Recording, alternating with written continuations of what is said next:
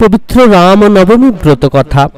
ভগবান শ্রীরাম আমাদের মতো পাপী তাপী মানুষদেরকে উদ্ধার করার জন্য এই ধরাধামে আবির্ভূত হয়েছিলেন।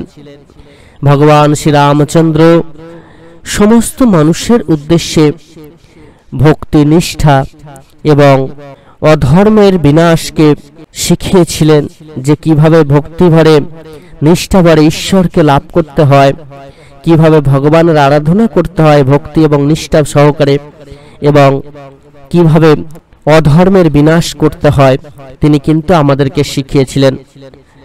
ভগবান বিষ্ণুর সপ্তম অবতার হলেন ভগবান শ্রীরামচন্দ্র। শ্রীরামচন্দ্র যিনি সত্য ধর্ম নীতি আদর্শের প্রতীক হিসেবে পরিচিত।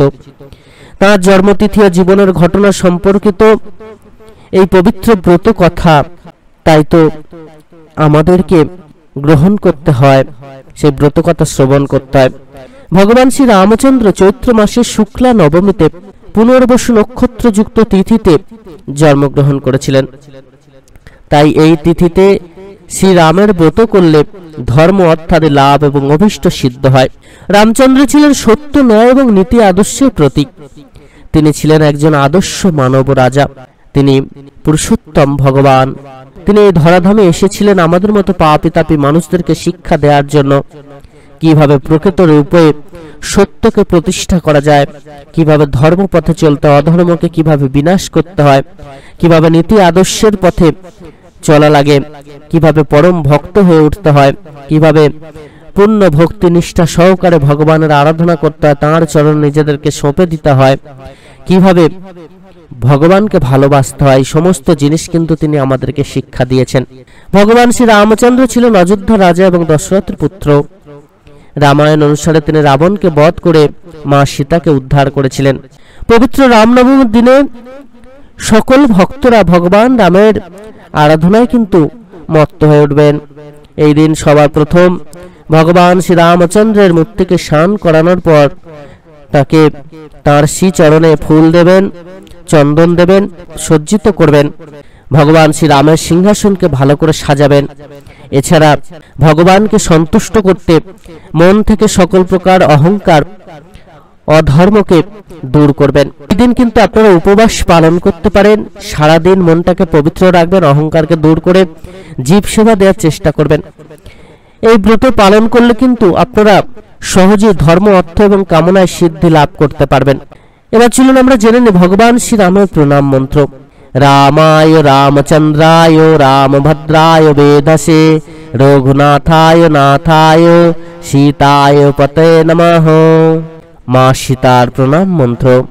বন্দে রাম হৃদম ভজ প্রকাশং জানকাত্তাজম শত্রিবর্গ পরমানন্দ দায়িনীং ব্রহ্মরূপিণম। এবার চলুন আমরা জেনে নেব এই দিন কোন বিশেষ কর্মগুলো আপনারা করবেন এবং কোনগুলো আপনারা কঠোরভাবে এড়িয়ে চলবেন। পবিত্র রাম নবমীর দিন আপনারা অতি অবশ্যই পূর্ণ ভক্তিবার শ্রদ্ধাভরে প্রভু রামের আরাধনায় মত্ত হবেন।